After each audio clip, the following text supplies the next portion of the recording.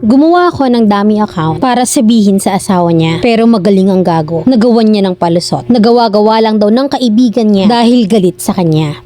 I am 21 at last year ay nagkakilala kami sa isang birthday party ng kaibigan ko na kaibigan niya rin. Pinakilala siya ng kaibigan ko sa akin at kinuha niya ang name ko sa Facebook. Kinabukasan ay nag-chat siya agad at agad ko naman siyang in-stalk at nakita kong meron siyang asawa. Hindi ko may tatanggi na napakabait niya at ang gwapo. Na lahat na yata ng gusto ko sa lalaki ay nasa kanya na. Pero may asawa. Nung una ay hindi ako interesadong makausap siya dahil ayokong matawag na kabet. Ngunit hindi niya ako tinatantanan at panay ang chat niya at tawag sa akin. Hanggang sa kinausap ko na siya at kinumpronta ko na ayoko na dahil nga may asawa siya, pero ang sagot niya sa akin nagsasama lang kami para sa bata pero wala na kami. Agad naman akong natahimik nang makita ko ang pasa niya at kalmot na gawa daw ng asawa niya at tinanong ko siya kung anong nangyari. Ang sagot niya sa akin nag-away daw sila ng asawa niya hanggang sa madalas na kami mag-usap at magkita at napalagi na ang loob ko sa kanya. Pinilit kong labanan ang nararamdaman ko pero sadyang nahuhulog na ako sa kanya. Hindi ko kayang lokohin ang sarili ko na hindi ko siya mahal. Hanggang sa naging kami at umabot na ng 7 months. Araw-araw na kami mag-video call at madalas na rin siyang nagrarant sa akin. Pero hindi ako nagsasalita at nagbibigay ng opinion ko about sa kanila ng asawa niya. Lalo na kung away tungkol sa pera. Hindi ako nagpapabili sa kanya ng kahit na ano dahil may sarili akong pera. At laging ako yung gumagastos dahil alam kong may anak siya. Hanggang sa may nangyari na sa amin. At every time na sinasabi niya na kung mabuntis man ako, ay hindi niya kami pababayaan. Hanggang sa nabuntis na nga ako at sinabi ko yon sa kanya. Pero ang gusto niya ay ipalaglag ko. Ang sagot ko sa kanya ay ayoko at papanindigan ko to. Pero ang nasagot niya lang sa akin ay, paano pag nalaman ng asawa ko tsak na ilalayo niya sa akin ang mga anak ko? Paano na daw siya kung makulong daw siya? By the way, hindi naman sila kasal. Nag-away kami ng gabing yon at pinanindigan kong hindi ko ipalalaglag ang bata. At kung ayaw niya dito ay ako na yung bubuhay dahil may ipon naman ako. Dumaan ang ilang linggo pero hindi na kami nag-uusap. Dumating sa point na na-delay na rin yung sahod ko at ubos na ang vitamins ko kaya humihingi ako sa kanya. Pero 1K lang ang kaya niyang ibigay sa akin. Sa mga check-up ko at hanggang sa mga anak ko ay wala siya. Na hanggang ngayon ay hindi na siya nagpaparamdam. At hanggang ngayon ay wala pa ring alam ang asawa niya sa nangyayari. Nagtry akong gumawa ng dummy account para sabihin sa asawa niya pero magaling ang gago at nagawa niya ng palusot at gawa-gawa lang daw ito ng kaibigan niya dahil galit sa kanya. At pinag-private niya ang asawa niya sa lahat ng social media. Ngayon nga ay 7 months na yung baby ko at gusto niyang makita. Pumunta siya sa bahay ko para makita ang bata pero pinagtabo yan ko dahil sa galit at sama ng loob ko dahil nung buntis ako hanggang sa may panganak ko at hanggang ngayon ay wala siya at babalik na parang wala siyang iniwang anak. May trabaho ako at napuprovide kong lahat ang pangangailangan ng anak ko at ng family ko. Mami Len, gusto ko ng advice at para na rin magising. Gusto niya kasing makita yung anak ko pero ayaw ng family ko. At nagdadalawang isip ako kung ano ba yung dapat kong gawin. Letter sender, Maria ng Pasig.